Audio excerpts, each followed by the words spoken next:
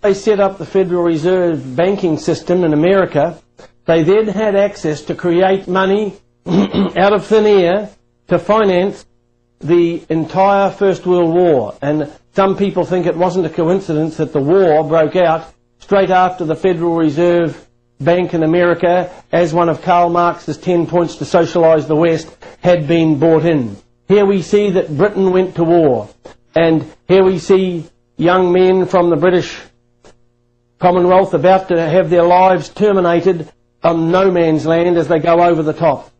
Millions of young men died. Then we see in Palestine, here we see the fiasco of the landing in Gallipoli, and here we see Australians and New Zealanders going over the top to die. One day, 850 New Zealanders died in one day. Here we see the war around Jerusalem, and here we see General Allenby riding into Jerusalem when Jerusalem fell. And there we saw the planes flying, the British warplanes flying over Jerusalem at the time, and in many English churches they sang a hymn that was similar to Jeremiah 31:5. As birds flying, so will the Lord of hosts defend Jerusalem. Defending also he will deliver it, and passing over it he will preserve it. Many people believe the birds flying that relieved Jerusalem were the British Air Force, and the Turks panicked, and Jerusalem fell to General Allenby without a shot being fired. And Allenby, his name in the Arabic meant prophet from the east, and the Arabs struck a special coin after the war for that. But many cynics and strategists believe that why were the Australian and New Zealand, the French and the Indian and the English fighting in the Dardanelles at Gallipoli? Why were they there? Many people believe they were there to draw off the Turkish troops to the north and to enable Allenby to conquer Jerusalem for someone after the war to occupy. Then we find in Russia at the time of the war, the terrible revolution broke out, and Trotsky, his real name was Leon Bronstein. It wasn't Trotsky at all. He was a Jew. Trotsky and his Jewish revolutionaries detained by the Canadian government. The plan Jacob Schiff had made to allow Trotsky and his revolutionary leaders to return to Russia went astray when they were detained by Canadian government officials in Halifax, Nova Scotia. Schiff immediately protested the Canadian government, who instantly let them go through the British naval blockade in the Atlantic and on to destroy Russia.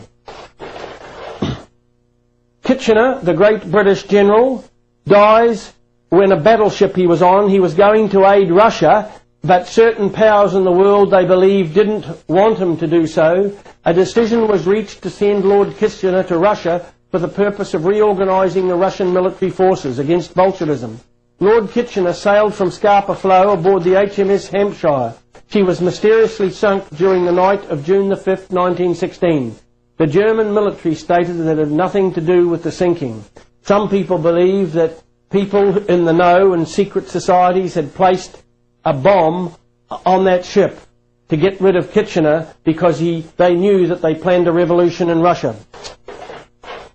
Here we see some of the documentation. Jewish bankers financed the Russian Revolution in 1917.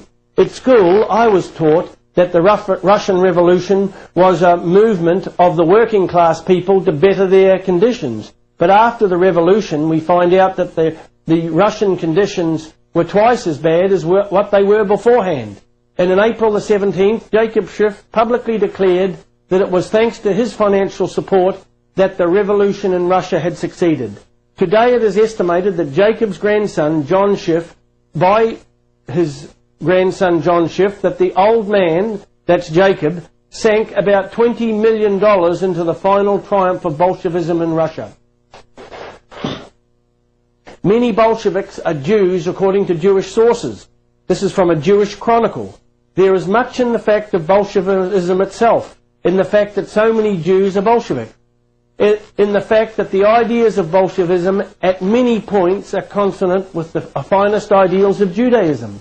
You see, the Jews think that they're the chosen people of the world, and that they should have Palestine, and that all the other people in the world should live on under communism or under socialism.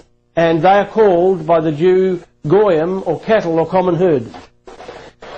Now we see what happened in the Russian front. During the First World War, after the Bolshevik Revolution, the Russian army collapsed, and the Eastern German army was freed from fighting on the Eastern Front, and Germany's greatest peril had been relieved, and that was that they hated to fight a war on two fronts, and they were fighting the Allies in the West and the Russian Orthodox in the East.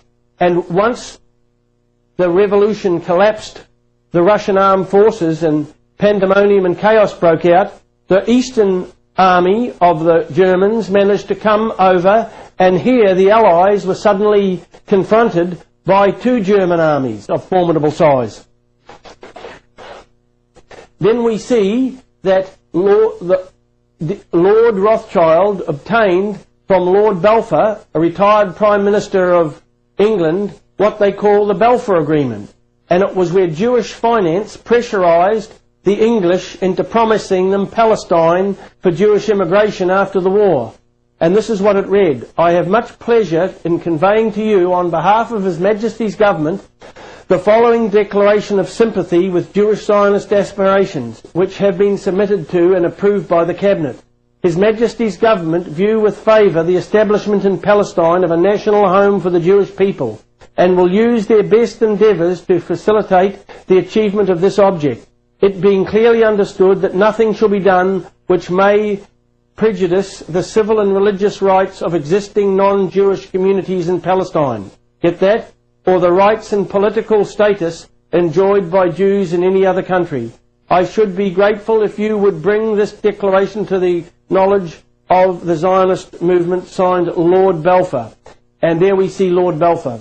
And so Jewish money said to them, and this is what is believed that happened, because the German Eastern Army was now going to hit the Western Front, then the Allies were in serious trouble. They needed America into the war. And many believe that the Zionists said that if you give us Palestine, which General Allenby has just conquered, for Jewish settlement, we will persuade Woodrow Wilson, the President of America, who had been elected on the belief that he would keep American boys out of the war. Then they said they would be able to persuade him to bring America into the war to help the West. And the excuse was, because he'd been elected on the basis of keeping America out of the war, the sinking of the Lusitania was used as an excuse to breed hatred against Germany to bring it into the war. And this is from Captain William Carr and his investigation. It can be assumed that the SS Lusitania was sunk to provide the necessary incident to justify the change of American policy, just as Pearl Harbor was used as an excuse for America to enter World War II. And what happened? American public opinion was changed overnight when Money Powers newspaper, who are no longer interested in telling you the truth, they're only interested in conditioning you into believing what they want you to believe. They presented the case of the evil Germans and that the Lusitania was sunk by them. Well, the Lusitania had many Americans on board, but it had much ammunition, which the Germans knew about too, for the Allied armies. Then we see here that Lawrence of Arabia. Lawrence of Arabia was murdered by the hidden hand. Lawrence of Arabia was a hero in his own right, and Lawrence was loved by the Arabs. He was an Englishman, and he persuaded the Arabs to fight with the British against the Turks on the basis that they would get Palestine. But here we see people up at the head of the conspiracy now saying that the Jews were going to have Palestine. And so they had to get rid of Lawrence of Arabia. And in Mullen's History of the Jews, page 153, we read, Desmond Stewart and other English writers have recently compiled evidence that T. Lawrence's death in a motorcycle accident was really cold-blooded murder. The Jews understood that their plans to take over the Arab lands could never be carried out as long as Lawrence was alive to testify to the pledges of territorial integrity which the British made to the Arabs in exchange for their support during World War I. They used to know his habits, and that was every Sunday morning when Lawrence was back in England, he got on his Indian motorbike and went for a drive down this country lane.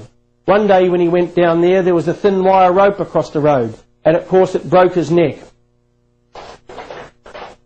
Then we see the Americans coming into the war, as they had told. America came into the war en masse. Hundreds of thousands of American boys were shipped into Europe to oppose the German army coming over from the east after the collapse of communism in Russia. Then we see the Prime Minister of England at that time, David Lloyd George. He made this statement. He acted, Prime Minister claimed Zionists helped bring US into the war for Palestine. He acted to gain the support of American Jewry, that's all the big Jewish bankers on Wall Street in New York, and that he had a definite promise from the Zionist leaders that if the Allies committed themselves to a national home for the Jews in Palestine, they would do their best to rally Jewish sentiment and support throughout the world to the Allied cause, i.e. bring America into the war on the Allies' side.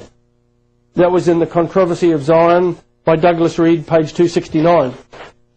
And that, friends, is exactly what happened. There is the German High Command. Freemasons in Germany, immediately, once that deal was planned, and Palestine was promised to the Jews, the German military supplies were cut off by Freemasons in secret positions. And revolution was bred in the streets of Germany. So the German army was being stabbed in the back. And General Ludendorff, the highest officer in the German army, he said, during the war, German Freemasonry, quite in harmony with the politics of the World Lodge, who wanted to control the world through creating wars and then selling them the remedies, which would centralise political and economic power into their hands, yielded, according to their own records, the field to the enemy and remained temporised. Destruction of Freemasonry by General Ludendorff. And here we see a field lodge in the German army on the Western Front. You can see their symbol there. So the Freemasons were working to build a better world in which religion would have no part. They felt, remember, at the lower rungs, the ordinary Freemasons were working towards a better world. But each rung of authority they went up, they finally realised, the ones that made it, that the ones at the top were creating the problems in order for the ones at the bottom to solve. Ludendorff claims that lodges played a role in the German Revolution. During the Revolution of Germany, that's immediately after the First World War, and the Revolution itself, the lodges number 11 and 7 played a special role. Destruction of Freemasonry, General Ludendorff, and there he is on the left. Here we see at the peace process after the war at Versailles, Italy only entered the world that the Pope would not be allowed at the peace conference after the war. Pope excluded from the peace conference. I have insisted, and I insist again, that the Pope was expressly excluded by the Secret Pact of London in 1915 from future deliberations in the Council of Peace. Archbishop Hensley, Roman Catholic Archbishop of Westminster. It is reported that Italy entered the war on the Allied side on the condition that the Pope would be banned from participating at the peace conference after the war. Here we see the peace conference at Versailles. The international bankers nominated the conference, which culminated in the Treaty of Versailles. This is proved by the fact that in January 1919, Mr. Paul Warburg arrived in Paris to head the American delegation. Warburg was a German Jew who migrated to America. His brother, Max Warburg, arrived to head the German delegation. And then we see they sold the world the remedies to the war that they created. The Jewish international bankers behind the League of Nations. The League of Nations is a Jewish idea. We created Jerusalem will someday become the capital of the world peace. What we Jews have accomplished we owe to the genius of our immortal leader, Theodor Herzl. Now, there is the building of the League of Nations. The first League of Nations president was a Jew. The first president of the League of Nations was a Jew called Hymens. Now we see what happened, the 1919 Versailles Peace Conference under Jewish influence. The leaders from the three